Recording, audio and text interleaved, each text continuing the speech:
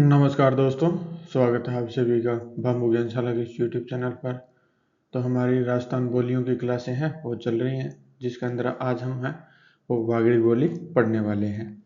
तो इससे पहले जो हमारी क्लास हुई है वो आप यहाँ कोने पे आपको लिंक आ रहा होगा, वहाँ जाके देख सकते हैं, या आप चैनल को ओपन कर लीजिए।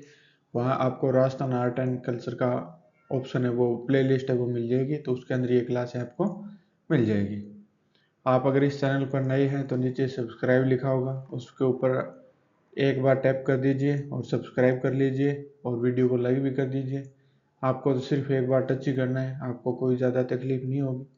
आपके लिए मैं देखिए ये मटेरियल तैयार कर रहा हूँ, वीडियो बना रहा हूँ, मैं इतनी मेहनत कर रहा हूँ, तो आपको तो सिर्फ एक लाइक और सब्सक्राइब ही करना है। और जिन लोगों ने सब्सक्राइब कर रखा है तो वो लाइक ज़रूर करें। आप लोग लाइक वगैरह करते ही नहीं है। मुझे भी ये लगे भी हाँ आपको वीडियो पसंद आ रही है। लाइक का मतलब यही होता है कि हाँ मैंने लाइक कर दिया, मतलब आपने जो वीडियो बनाई है वो सही है। अगर आप लोग लाइक नहीं करते तो मुझे भी ये लगता है भी आगे बढ़ाऊँ या ना बढ़ाऊँ, भी आप लोगों को पसंद आ रही है नहीं आ रही। लगभग जो लोग देखने वाले हैं मेरी वीडियो, तो उनमें जो एज है वो लगभग 25 से 34 साल के बीच की जो एज है वो लोग हैं लगभग। तो आप लोग सभी समझदार ही हैं, कोई बेवकूफ़ तो है नहीं। तो उम्मीद करता हूँ कि आप लोग हैं वो चैनल को सब्सक्राइब है वो कर लेंगे। तो आज हम जो पढ़ने वाले हैं उनके अंदर पढ़ने वाले हैं वागड़ी बोली। वागड़ी जो बोली है, ये नाम है, ये वागड़ क्षेत्र के कारण ही पड़ा है, जो डूंगरपुर, बांसवाड़ा और ये प्रतापगढ़ आप मान सकते हैं। इस क्षेत्र के कारण ही ये वागड़ी बोली पड़ी है। अब इस क्षेत्र की बात करें तो ये देखिए बिल्कुल ये नीचे डूंगरपुर, प्रतापगढ़, बांसवाड़ा, ये बांसवाड़ा जो नया संभाग बना दिया गया है। तो हम मान सकते हैं कि ये जो बांसवाड़ा संभाग है, इसी संभाग के अंदर ये वागड़ी बोली है वो बोली जाती है। मुख्य तौर पर तो ये डूंगरपुर बांसवाड़ा के अंदर बोली जाती है, जो बिल्कुल ये नीचे। लेकिन ये प्रतापगढ़ के भी कुछ एरिया में बोली जाती है। तो ऐसी बात नहीं है भी ये बाकी एरिया में नहीं बोली जाती, तो ये बाकी एरिया में भी बोली जाती है। तो मुख्य रूप से ये जो एरिया आपको दिख रहा है नीचे का, जो डूंगरपुर बांसवाड़ा का, ये बिल्कुल ये एक यहाँ डूंगरपुर, ये बांसवाड़ा, और यहाँ ये प्रतापगढ़, ये बांसवाड़ा संभाग है। ये बिल्कुल नीचे मैं आपको दिखा रहा हूँ। तो इसी के अंदर ही ये बोली जाती है। और ये भील जाति की मुख्य बोली है, क्योंकि इस क्षेत्र के अंदर भील ही रहते हैं, जो उदयपुर के आसपास का एरिया है ये। और जॉर्ज गियर्सन ने वागड़ी बोली को भीली बोली कहा है, यानी जो जॉर्ज इब्राहिम गियर्सन रहे हैं, उन्होंने वागड़ी बोली को भीली बोली कहा है। तो भीली बोली किसे कहते हैं, तो वागड़ी बोली को भीली बोली है वो कहते हैं। और इससे पहले हम लोगों ने पढ़ा है उनमें मारवाड़ी बोली पढ़ी है। सबसे पहले मारवाड़ी पढ़ी है, ढूंढाड़ी पढ़ी है, आड़ूती पढ़ी है। उसके अलावा कौन सी पढ़ी है,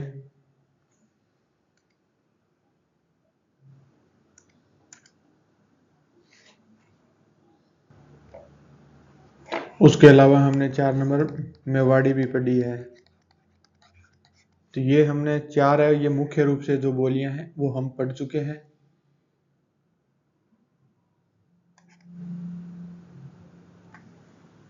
इसके अलावा जो अन्य बोलियां हैं वो आज हम पढ़ रहे हैं।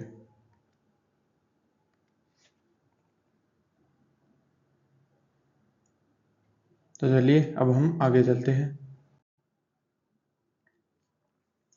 तो वागड़ की प्रसिद्ध संत गौरीबाई है, जो वागड़ की मीरा के नाम से जानी जाती है। उनके जो उपदेश हैं वो भी वागड़ी बोली के अंदर लिखे गए हैं। यानी वागड़ी बोली का जो प्रयोग है वो संत जो गौरीबाई है, जो वागड़ की मीरा के नाम से जानी जाती है, उनके उपदेशों में भी वागड़ी बोली का प्रयोग है वो हुआ है। उसके बाद में ये नोट लगा के पॉइंट लिखा हुआ है कि गौरीबाई के उपदेश कीर्तनमाला ग्रंथ के अंदर लिखे गए हैं।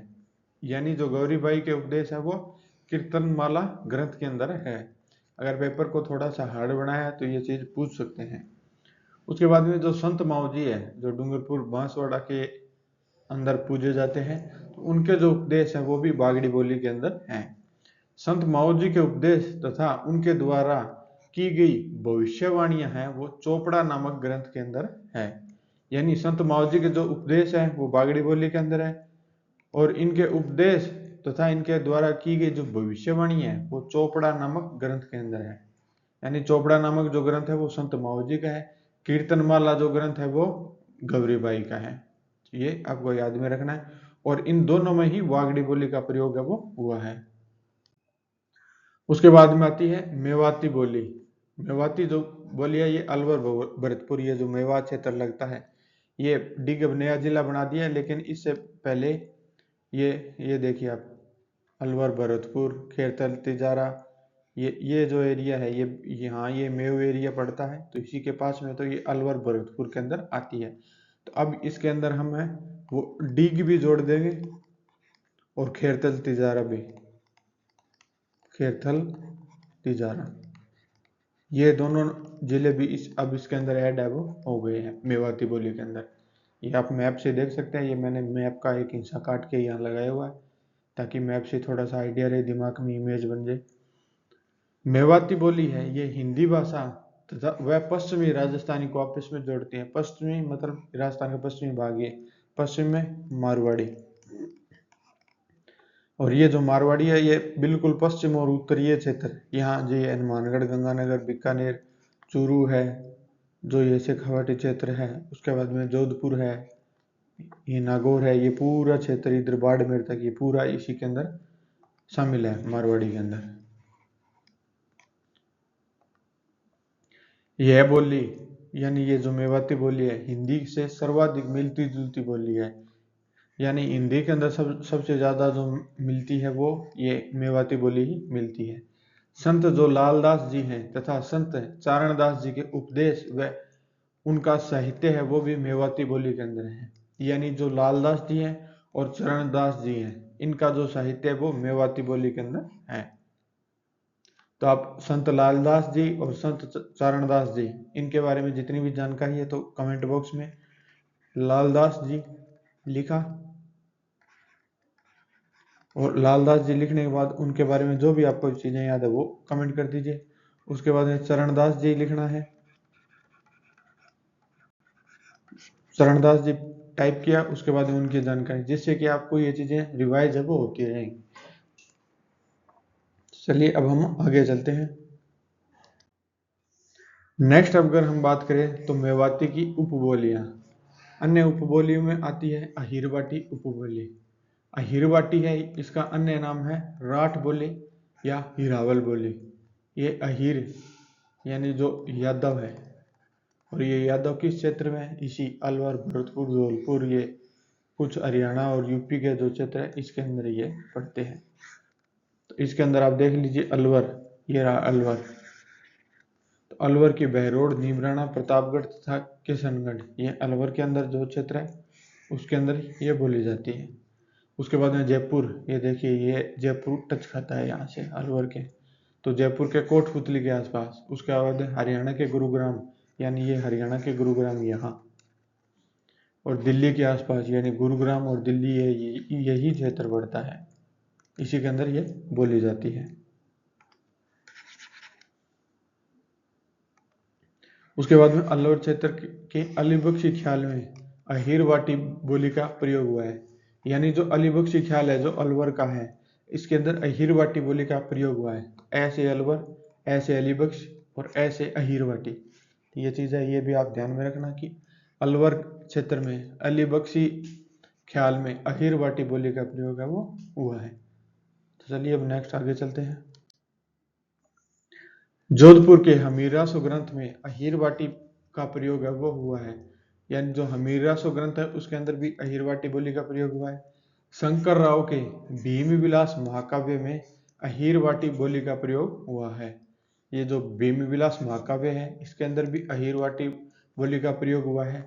अहिरवाटी बोली हरियाणा के की बांगरू तथा मेवाती को आपस में जोड़ती है। यानी ये मेवाती जो मेवात क्षेत्र में बोली जाती है, और बांगरू, ये जो दो बोली है इनको ये आपस में जोड़ती है। यानी एक तरह से पुल या मध्यस्थता का काम है वो अहिरवाटी बोली करती है।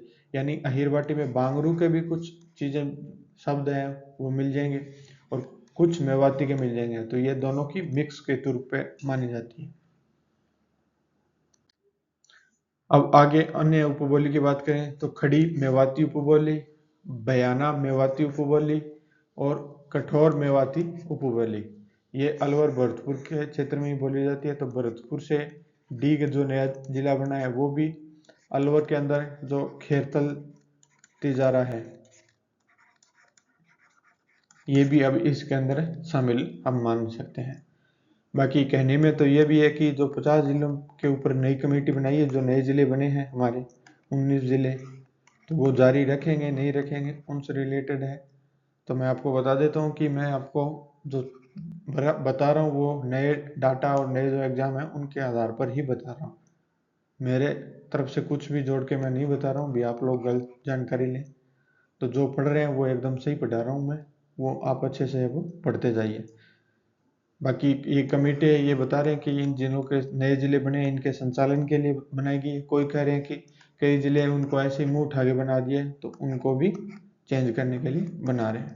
तो चलिए बाकी हम देखते हैं। बाकी ये मान के चलिए कि जो चुनाव है उन चुनावों के बाद ही होने वाले हैं।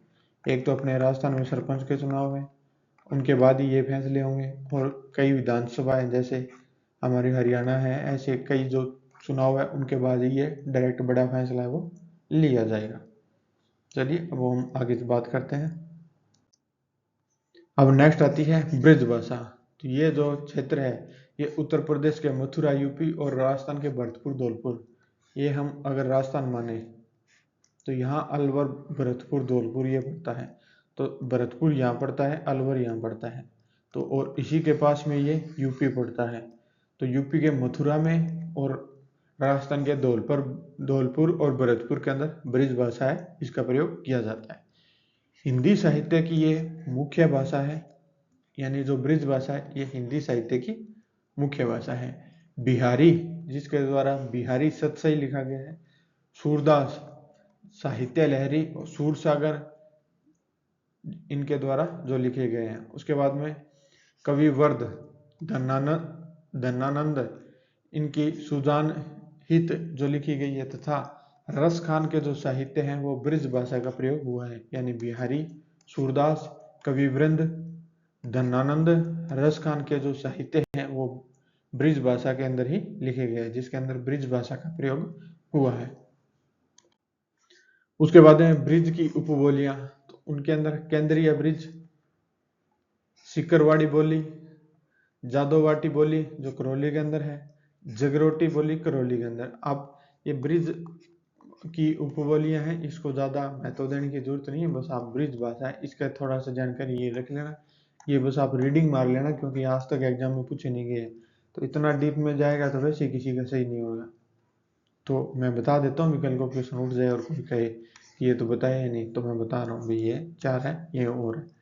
उसके बाद में नेक्स्ट आती है मालवी उपबोली। ये मालवा जो क्षेत्र रहता है, झालावाड़ प्रतापगढ़ एमपी का, जो ये मालवा का है। अगर हम राजस्थान माने तो ये राजस्थान है, तो ये झालावाड़ है, ये बिल्कुल यहाँ पड़ता है।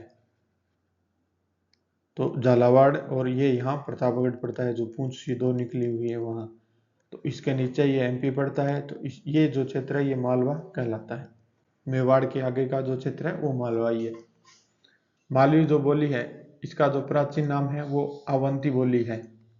ये जो क्षेत्र है ये मंदसौर, रतलाम, मुरैना, झाबुआ, झालावाड़, प्रतापगढ़ ये सारे एमपी के और ये राजस्थान के हमारे हैं।